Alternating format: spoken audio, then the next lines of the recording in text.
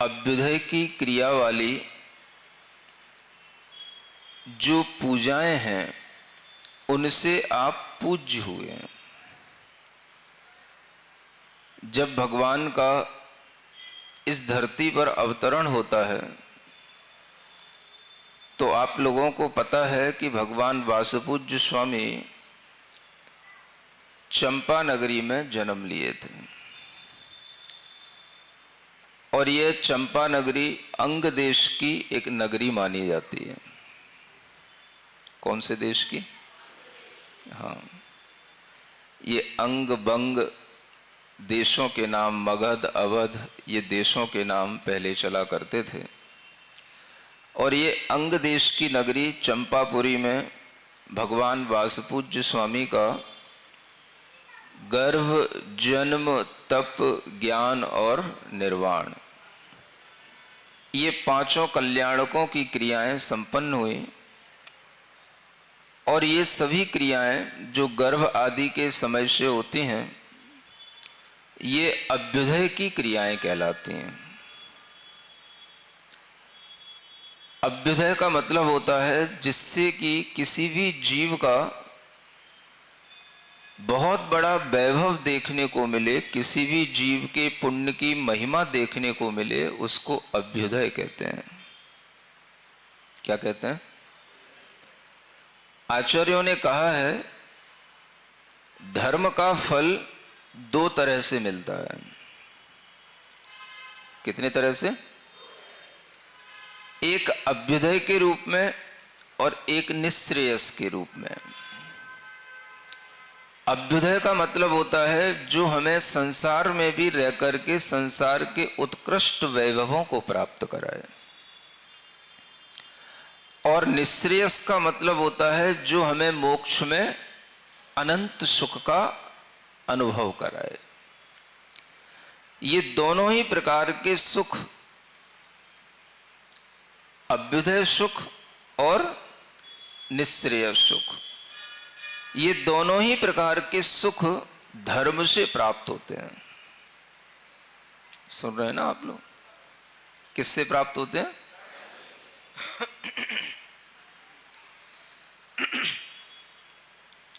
सुख की प्राप्ति के लिए पुरुषार्थ प्रत्येक जीव करता है, लेकिन जो सुख हमें बिना पुरुषार्थ के प्राप्त हो, देखा जाए तो सुख उसी को कहा जाता है।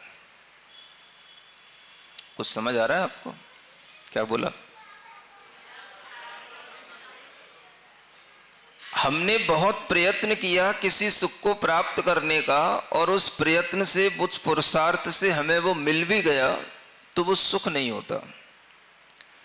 सुख की अनुभूति तो तब होती है जब वह सुख हमें बिना प्रयत्न के मिले, और बिना प्रयत्न के क्या, बिना विचार के मिले, तब तो और ही मजा आता है। जब हमने सोचा भी ना हो और वो हमारे सामने आ जाए। सुन रहे हो? जैसे हमारे चतुर्मास का सुख हमको मिलेगा कि आपको मिलेगा? अच्छा, हमारे चतुर्मास का सुख आपको मिल रहा है तो ठीक है। तो ये आपके पुण्य का एक बहुत बड़ा परिपाक है जिसके कारण से आपने बिना विचारे इस सुख की प्राप्ति की इच्छा कर ली है।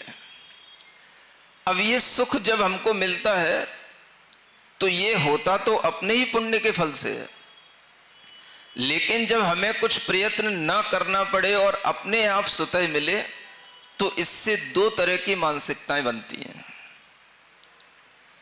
जो सम्यक दृष्टि जीव होता है वो तो इससे प्रसन्न होता है, और जो मिथ्या दृष्टि जीव होता है वो इस तरह की मानसिकता रखता है कि जो उसे अपने आप मिल जाता है तो वह उसकी कीमत नहीं करता। सुन रहे हो?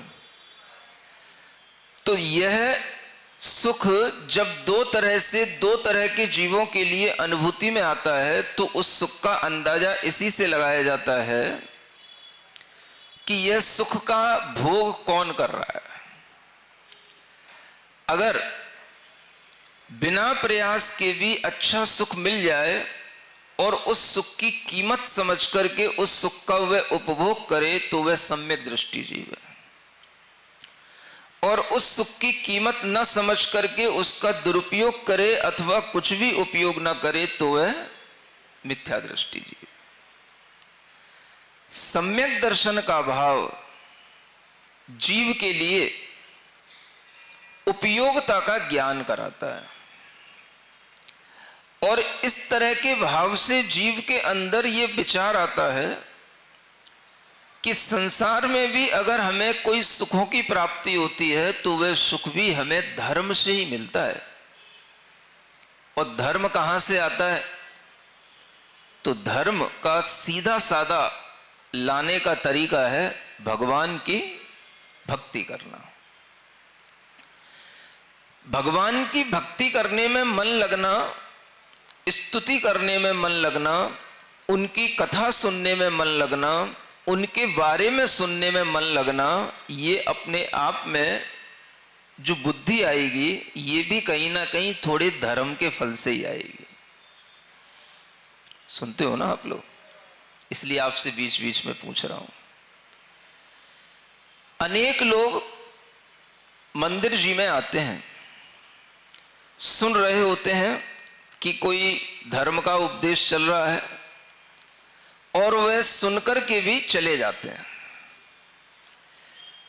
उसी मंदिर में किन्हीं किन्हीं लोगों के अंदर यह भाव आता है, विचार आता है, चलो अपन आज दर्शन तो कर ही लिए, कहीं से आवाज आ रही है, चलो बगल में मुनि महाराज का उपदेश